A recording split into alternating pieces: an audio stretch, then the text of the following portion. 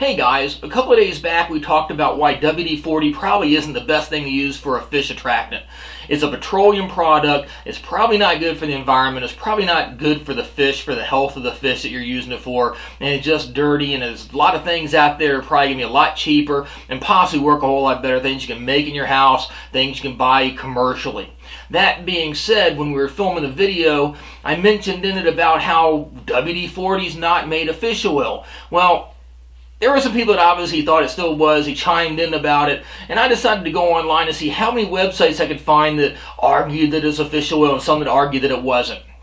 Well, oddly, about half the websites that I pulled up said it was a fish oil, half of them said it wasn't. So, the background that I have, I've been a first responder most of my life, also a hazmat technician. So what do I think about? I think to go online and look up an MSDS. If you're not familiar with them, it's a material safety data sheet. Now I just tell you to call them an SDS, to get dropped the M for some odd reason. The one here is actually from the WD-40 company. A little background about WD-40. What is it? It was originally designed for the space industry. Back in the 60s they were using this stuff. They were pouring this stuff all over rockets to make them a little bit more slippery and, stuff wouldn't stick to it. And then he decided, hey, let's put this stuff into cans and sell them as aerosol. So a lot of the dangers from them is actually coming from the aerosol propellants, not actually from the chemical. But that being said, is it made out of fish oil or is it a petroleum product? Well, it's not a fish oil. So like I said, I pulled the MSDS sheet on here. Down here on it says the ingredients.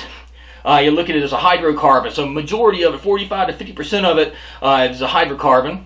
And then you're looking at just under 25% of it is a petroleum base oil. And then the next one down here is another hydrocarbon, about 12 to 18%. Then carbon dioxide is 2 to 3%. Surfactant is about 2%. And then down here, less than 10% is non-hazardous ingredients. Funny thing is, WD-40 doesn't actually break it down and tell you exactly what's in it. It's really a proprietary secret. It's like their secret formula, I guess. So, of these solutions in here, maybe some of it, maybe a small portion of it is fish oil. Say these non-hazardous ingredients, some of these smaller numbers in here. But yeah, some of the majority of the substances in here, like the hydrocarbon, some of that stuff is going to be your propellant. Some of it is going to be, some petroleum products. But here, the petroleum base oil is about 25% of it. You're looking again, there is your oily substance that comes from it. Well, again, why they put it onto those rockets back in the 60s was to oil the actual outer casing of it to make it a little bit slippery and more slick. But if you're wondering what's in WD-40, go online and look at WD-40's MSDS sheet. It tells you right on it what the ingredients are, and unless it's one of these really small numbers in here, it's not actually made out of fish oil. So